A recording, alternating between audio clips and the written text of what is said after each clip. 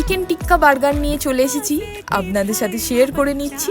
পেঁয়াজ কুচি, আদা কুচি, রসুন কুচি, চিকেন ব্রেস্ট 300 গ্রাম, তারপরে এর মধ্যে আমি সয়া সস ভিনিগার দিয়ে মাখিয়ে নিয়েছি। তারপরে রসুন শাক, পেঁয়াজ শাক দিয়ে দিলাম, দেওয়ার পর রেখে দিলাম 2-3 ঘন্টার জন্য। ততক্ষণে আমি এই বার্গারের পাউরুটিটাকে বাটারে সেঁকে নিয়ে ওই তেলের মধ্যে আরেকটু তেল দিয়ে আমি চিকেন টিক্কাটাকে বড় করে বানিয়ে নিলাম বার্গারের সাইজে। উল্টে পাল্টে ভালো মতন স্লো ফ্লেমে সেঁকে নেবো। আর এটা হেলদি এই কারণেই বললাম কিন্তু আমি। আর এখানে বার্গারের মধ্যে দিয়ে দিলাম আমি মেয়োনিজ, লেটুস পাতা, পেঁয়াজ, আপনারা শসা দিতে পারেন, আমি দিইনি, গোলমরিচ গুঁড়ো, নুন, আর এখানে আমি না মিক্স সার্ফ একটুখানি দিয়ে দিতে পারেন। আর দিয়ে দিলাম এখানে টিক্কাটা। এটা কিন্তু খুব হেলদি, বাচ্চা থেকে বড় সবারই কিন্তু আপনারা বানিয়ে খেতে পারেন। মেয়োনিজ দিয়ে সার্ভ করুন, সবারই ফেভারিট হবে। ভালো লাগলে